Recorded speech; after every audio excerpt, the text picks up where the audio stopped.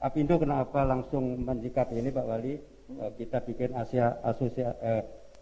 LSP konstruksi ini karena menyikapi PP 20 tahun 22 tahun 2020 Pak Wali, bahwa pelaksana proyek nanti atau pelaksana apapun kegiatannya, kalau pekerjanya tidak pakai sertifikasi, tidak menggunakan sertifikasi, itu akan kena sanksi Pak Wali. Misalnya mandor tidak bersertifikasi, pengawas, impronya tidak bersertifikasi, nanti akan kena sanksi Pak Wali. Justru itu Apindo menyikapi itu supaya nanti bukan IKN saja. Saat ini nanti kalau sudah diberlakukan ya di Kota Balikpapan juga, kalau ada proyek yang pekerjanya tidak bersertifikasi nanti akan kena sanksi. Nah, mudah-mudahan Apindo mengambil langkah ini untuk mencari jalan keluar itu, agar pengusaha juga tenang, pekerja tenang, pemerintah juga tenang. Karena pemerintah sendiri penggunanya nanti juga akan kena sanksi apabila ada temuan bahwa pekerja itu tidak bersertifikasi. Ini langkah awal dulu Apindo mensikapi ini dulu. Bukan saja menyambut ibu kota negara, itu masih, tapi menyikapi kondisi saat ini kita perlukan itu. Karena sertifikasi kompetensi adalah sangat penting saat ini. Dan sertifikasi kompetensi yang dikeluarkan oleh BNSP, Pak Wali, berlaku di Asia, Pak Wali, seluruh Asia. Jadi artinya kalau anak kita dapat sertifikasi ini, dia bekerja di luar negeri pun bisa, ya. Seperti itu saat ini yang kita persiapkan. Luar biasa ya. Jadi memang betul-betul mencakup semua hal ya, terutama juga masalah sertifikasi pekerja yang memang harus diuji semuanya agar pekerja sendiri memiliki skill yang lebih, gitu ya Pak ya? Ya, Pak Slamet ya. Pak Slamet ngopi dulu, berarti saya ngobrol sama Pak Rijal lagi kan? Oh, iya. Pak, mungkin di terakhir nih Pak ya, sebelum Bapak ada kegiatan lagi setelah ini Pak? Iya, masih banyak kegiatan ya. Pak, mungkin ada pesan dan kesan di Sumpah Pemuda ini Pak. Saya juga pengennya sih pesan-pesan ini betul-betul nyampe ke teman-teman muda supaya mereka bergerak untuk maju. Karena kita lihat sendiri kondisi COVID ini betul-betul, saya pun merasakan Pak, sebagai pengusaha kita pun merasakan hal yang sama gitu, drop seperti itu. Jadi kira-kira apa sih yang akan harus dilakukan oleh mereka seperti itu Pak? Bagaimana harus mereka menyikapi hal ini? Dan proyeksi Bapak sendiri, kira-kira COVID berakhirnya kapan sih Pak? Gitu Pak. Ya, tema Hari Sumpah Pemuda ke-92 ini kan sudah tepat itu, bersatu dan bangkit. Ya, ini semangat persatuan ini harus kita bangun betul, karena dengan musibah atau bencana COVID ini kita kelihatan ini ada suasana yang perpecahan, ada suasana yang kemunduran. Kita tidak siap mental ketika menghadapi bencana seperti ini. Padahal COVID ini dibutuhkan persatuan, dibutuhkan betul saling bahu-membahu, gotong royong. Bergandengan tangan. Jadi kita harapkan kita semua membuka diri. Ayo kita ini jangan sampai terpecah belah. Ya, kedua, hilangkan kepentingan-kepentingan yang sesaat. Ya, walaupun kita ada pilkada, tapi jangan sampai pilkada mengganggu ini keutuhan kita. Ya, walaupun kita apapun begitu. Jadi ini persatuan sangat penting, dan kan lahirnya Sumpah Pemuda 92 tahun lalu adalah bayangkan itu sekalian kan tahun 28. Ya, masih 17 tahun kemerdekaan, sudah anak muda Indonesia sudah punya semangat yang hebat seperti itu. Itu yang pertama. Kemudian bangkit saudara. Nah, ini yang juga harus dipahami oleh kita semua kan, di tengah suasana pandemi COVID-19, pemerintah menerbitkan Undang-Undang Omnibus Law Cipta Kerja. Ya, bahwa terlepas ada yang masih harus kita bicarakan tidak masalah, tapi niat besarnya pemerintah itu adalah untuk menyiapkan diri ketika ini nanti kita COVID bisa ditangani dengan vaksinasi, misalnya nanti di akhir tahun atau di awal tahun atau nanti menjelang akhir tahun. Seluruh dunia ini berlomba-lomba untuk membangkitkan ekonominya kembali, karena semua lumpuh. Nah, salah satu yang harus diperbaiki Indonesia adalah keruwetan dalam perizinan, dan itu sudah birokrasinya sudah terlalu mahal, penuh dengan KKN dan sebagainya. Itulah maka Bapak Presiden menerbitkan Undang-Undang Omnibus Law Cipta Kerja itu, bahwa ada sesuatu yang masih harus kita benahi Tidak masalah, kan memang yang paling heboh adalah klaster ketenagakerjaan. Ada sesuatu yang masih harus kita benahi. Tidak masalah, kan memang yang paling heboh adalah klaster ketenagakerjaan sama klaster perizinan, karena itu ada kesan kewenangan pemerintah daerah berkurang, sehingga itu dua hal itu menjadi sorotan penting. Tapi kan bahwa ada sesuatu yang masih harus kita benahi, tidak masalah, kan memang yang paling heboh adalah klaster ketenagakerjaan sama klaster perizinan, karena itu ada kesan kewenangan pemerintah daerah berkurang, sehingga itu dua hal itu menjadi sorotan penting. Tapi kan sudah diberitahu oleh pemerintah, sekarang lagi disusun protokol kesehatannya dengan baik, karena ini beberapa hari ini sudah alhamdulillah angka terkonfirmasi positifnya menurun, dan alhamdulillah sudah beberapa hari ini tidak ada yang meninggal dunia, dan alhamdulillah yang dirawat di rumah sakit tinggal 130. Ya, sudah mudah-mudahan. Vaksin kapan Pak? Vaksin kan kalau kita ikuti keterangan pemerintah masih harus melalui uji tahap ketiga, kemudian masih ada yang harus lulus dari Balai POM dan beberapa hal. Jadi ya mudah-mudahan lah paling lambat misalnya di akhir tahun sudah bisa ada begitu, sehingga cepat dilakukan vaksinasi sehingga kita bisa lebih tenang. Ekonomi tumbuh lagi. Ya, terima kasih kepada sahabat Onyx, terima kasih Mas Kris, Pak Slamet. Saya bergeser ya. Baik, salam kopi, salam sehat. Salam sehat. Terima kasih. Wassalamualaikum warahmatullahi wabarakatuh. Waalaikumsalam. Jangan kemana-mana sahabat Onyx, saya bakal ngobrol dengan Pak Slamet sebagai Ketua Apindo Kota Balikpapan. Tetap di Onyx Radio 88,7 FM Inspiring Your Life. Onyx Radio 88,7 FM Inspiring Your Life. Sekarang saya tinggal berdua sama Bapak Slamet, Ketua Apindo Balikpapan. Tadi udah ngobrol banyak dengan Pak Rizal Effendi selaku Wali Kota Balikpapan. Hati-hati dalam perjalanan. Kayaknya sih beliau sering mendengarkan Onyx, Pak. Kita sapa lewat radio jadi. Tadi sudah banyak ngebahas tentang bagaimana sumber daya anak muda kita ini betul-betul harus terupgrade skillnya. Itu sangat penting sekali ya buat sahabat Onyx. Jadi buat sahabat Onyx jangan pernah minder. Kemampuan kita itu kita sendiri yang bisa menggali, dan kita tahu sendiri bagaimana potensi kita. Dari pemerintah dan juga beberapa organisasi NGO seperti Apindo juga memperhatikan kita sebagai anak muda dan mempersiapkan kita sebagai anak muda menyambut IKN dan Balikpapan sebagai teras Indonesia. Bukan hanya skill kan sebenarnya Pak yang sekarang dicari juga, terutama dua teman-teman muda kita, generasi muda. Mereka kadang-kadang berpikirnya kira-kira saya digaji berapa, kan gitu-gitu juga kan Pak ya. Saya dengan skill ini saya harus terima berapa. Nah, dengan adanya sertifikasi ini menurut rangkuman saya sendiri, kesimpulan dari yang Bapak sampaikan tadi itu, berarti dengan adanya sertifikasi berarti ada nilai tawar di situ. Istilahnya seperti itu Pak ya. Iya. Gimana tuh Pak? Oke. Ya, jadi begini.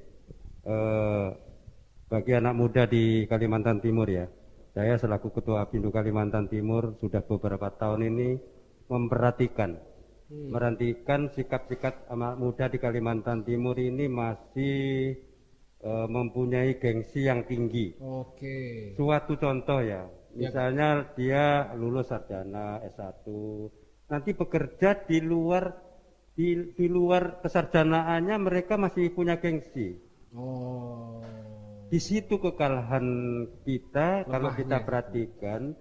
Apabila ada pekerja dari luar Kalimantan Timur yang sama-sama sarjana, bahkan dia punya pengalaman, tidak sesuai kesarjanaan, dia juga mau bekerja itu dan mau menekuni, dan akibatnya apa?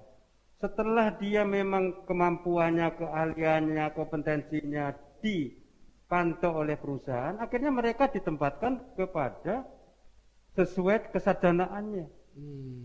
Sebenarnya tidak karena skillnya Pak ya. Sebenarnya tidak karena skillnya, karena dia kepatuhan, kemampuan, kemauan bekerja tadi, sehingga dia otomatis juga akan mempunyai tingkatan di pekerjaan situ lebih baik begitu. Dan tapi kalau anak-anak kita sendiri di Kalimantan Timur, saya perhatikan ya, kalau sudah sarjana maunya harus kerja di kantor, nanti pakai mobil dan segala macam. Hayalannya sudah ke sana, bayangannya. Hayalannya sudah di sana. Ini yang menjadi kekurangan kita. Ini tadilah saya akan bagaimana bisa merubah karakter pemuda putra putri kita di Kalimantan Timur nanti apabila sudah ibu kota negara betul-betul berpindah di Kalimantan Timur. Harusnya harus bisa berjuang, dan berjuang itu harus dari bawah. Betul, dari nol Pak ya. Supaya mereka ada pengalaman. Pengalaman tidak ada di bangku kuliah maupun bangku sekolah. Kan seperti itu. Betul. Nah ini kalau sudah berpengalaman, tinggal kompetensinya apa? Pengalaman itu, keahliannya. Tinggal dikembangkan. Kalau sudah punya keahlian, kompetensi, punya sertifikasi, punya harga sendiri. Punya nilai sendiri. Tidak sekarang ini apa? Sekarang lagi proses UMP, upah minimum provinsi. Oke Pak. Apindo Kalimantan Timur juga salah satu unsur di Dewan Pengupahan Provinsi Kalimantan Timur. Nah, ada setiap saat kita berunding dengan teman-teman serikat pekerja, serikat buruh, dengan pemerintah. Ya, sekarang yang lagi rame-ramenya, setiap tahun kita pasti mewakili pengusaha dalam rangka perundingan upah minimum provinsi. Nanti dilanjutkan dengan upah minimum kabupaten kota. Nah ini Apindo selalu bersinergi ya dengan teman-teman serikat pekerja, serikat buruh. Kita ajak berpikir positif dalam rangka membangun Kalimantan Timur. Jangan ribut, kita harus kondusif. Ya kita ajak berpikir yang realistis. Ya, dan ini sudah kami lakukan 10 tahun.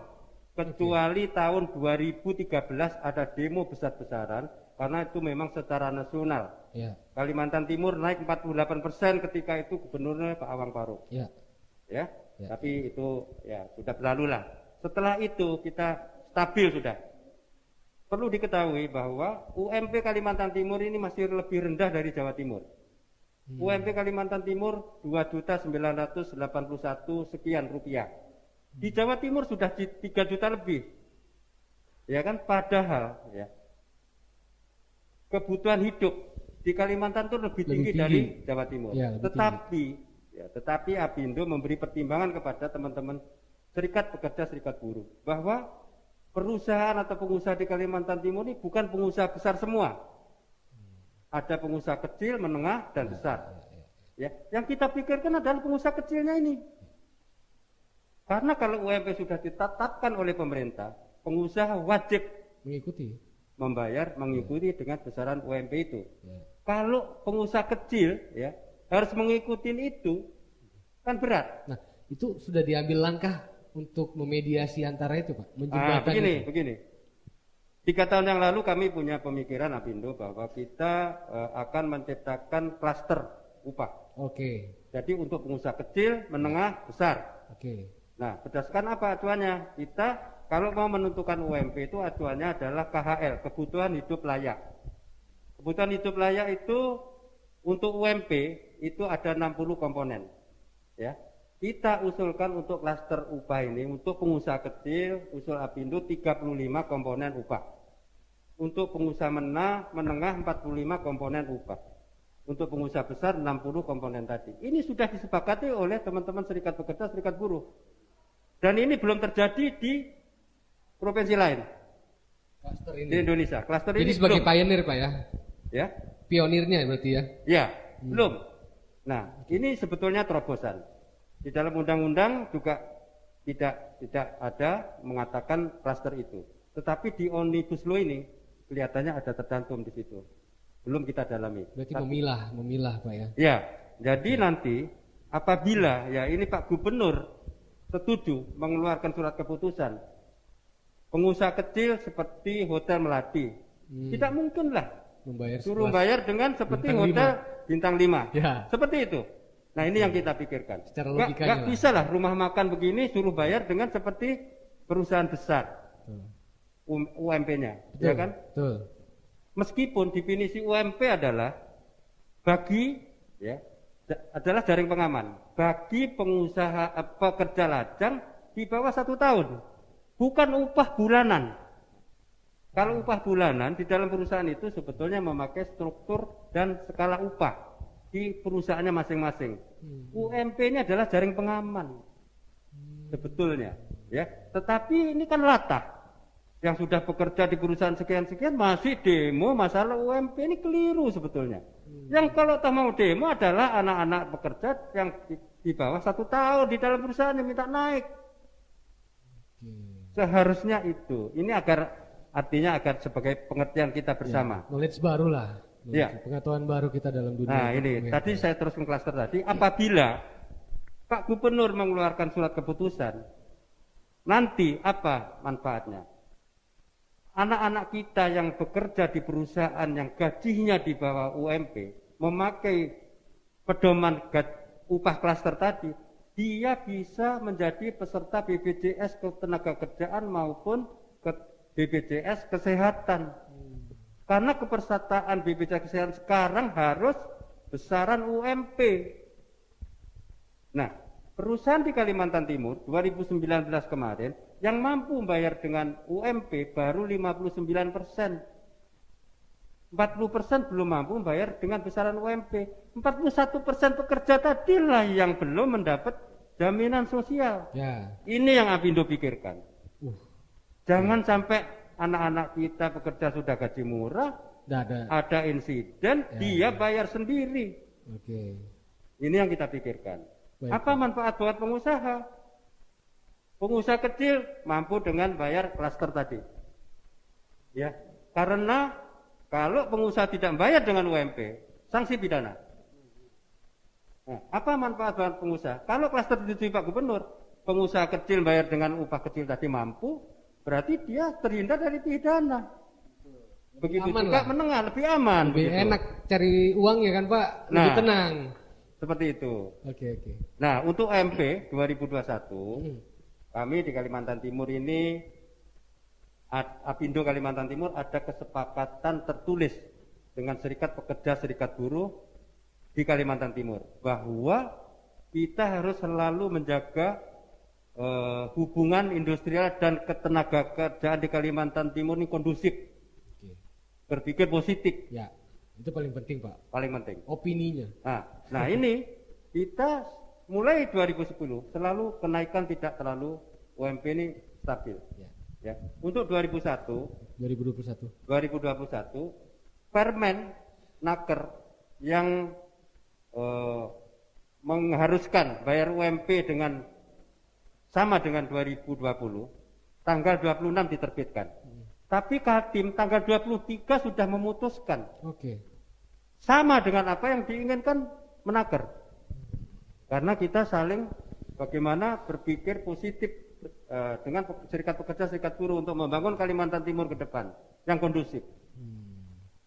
Nah ini masalah UMP. Jadi Kalimantan Timur sudah diputuskan sesuai dengan upah 2000 UMP 2020. Oke, berarti pada tanggal 23 Oktober kemarin. Oke, berarti tetap Pak ya? Tetap. Oke. Nanti akan diumumkan Gubernur tanggal 31. Secara resminya? Ya. Nah Pak, kalau kita memang melihat tadi Pak, antara UMP Jawa Timur dengan Kalimantan Timur itu kan lebih tinggi daripada mereka lah. Ya. Gitu Pak ya, mereka udah 3 jutaan, kita di 2,9. Ya. Sedangkan kebutuhan kita 3,4 Jawa Timur. Ya, 3,4. Ya. Sedangkan kebutuhan sebenarnya Kalimantan Timur lebih tinggi untuk kebutuhan kesehariannya kan Pak? Ya. Apakah nggak ada rencana untuk kontrol dalam pasar Pak? Oh, tapi begini deh. Ya. Ini upah minimum tadi saya katakan adalah jaring pengaman. Ya. Ada lagi upah sektor. Sektor migas, sektor pertambangan. Beda lagi. Mereka yang bekerja di pertambangan gajinya perundingan sektor upah, sektor pertambangan. Migas, sektor migas. Jadi tidak sama dengan yang umum. Okay. Seperti itu. Seperti sektor perkebunan, mereka berunding perkebunan sektornya. Jadi tidak sama dengan besaran UMP. Seperti itu. Jadi bukan karena mungkin di Jawa Timur sektornya cuma sedikit, tapi kita kan ada pertambangan, migas, perkayuan, perkebunan, kan seperti itu. Nanti Jawa Timur lebih ke statis lah Pak ya angkanya. Ya. Oke. Kita masih dinamis tergantung dari perusahaannya lagi. Tergantung daripada sektornya. Ya, sektor lagi seperti apa sektornya. Ya. Baik Pak, selamat, terima kasih banyak udah ngobrol banyak dengan kami di sini. Mungkin ada pesan khusus lagi Pak untuk teman-teman muda kita dalam menyikapi. Kalau saya sih lebih senang tuh Balikpapan tuh terasnya IKN sih sebenarnya Pak ya. Iya. Terasnya Indonesia Baru tuh ada di Balikpapan. Jadi mungkin ada satu kesan dan pesan dalam rangka Sumpah Pemuda Bersatu Kita Bangkit seperti itu Pak. Silakan Pak. Ya, dengan Sumpah Pemuda yang ke-92 ini, Saya pikir pemuda Balikpapan terutama dan Kalimantan Timur pada umumnya harus mempersiapkan diri dan bangkit dari keterpurukan, ketertinggalan sumber daya manusia kita di Kalimantan Timur. Jangan kalah bersaing dari putra-putri dari luar Kalimantan Timur. Sehingga pesan saya, mari Apindo siap memfasilitasi untuk peningkatan sumber daya, kualitas sumber daya manusia putra-putri kita di Kalimantan Timur. Karena sudah kita buktikan dengan Apindo menginisiasi mendirikan lembaga sertifikasi profesi K3 Migas dan K3 Konstruksi. Saat ini mari kita manfaatkan itu. Karena ya, kalau dilihat kebutuhan tenaga kerja konstruksi saja nanti 2001-2004 menurut data dari Kementerian PUPR itu 3.600.000 tenaga kerja yang diperlukan. Ini kesempatan bagi putra-putri Kalimantan Timur untuk andil di dalam pembangunan ibu kota negara itu.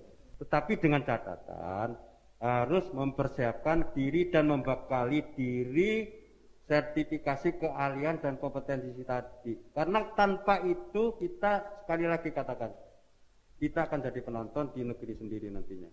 Itu saya kira pesan saya. Yang penting mari kita akan tingkatkan sumber daya, kualitas sumber daya manusia kita. Saya kira demikian. Baik, luar biasa Pak Slamet. Terima kasih banyak sudah hadir di acara Sumpah Pemuda kita yang sederhana dan santai. Kopinya aman ya Pak ya? Kopi aman ya? Baik sahabat Onyx, itulah tadi. Janganlah kita menjadi penonton, kita bersatu karena kita akan menyambut tamu kita dari luar sana. Jadikan Indonesia dan jadikan Balikpapan sebagai teras Indonesia. Terima kasih, saya pamit Krisna Gali di kegiatan kita sore ini.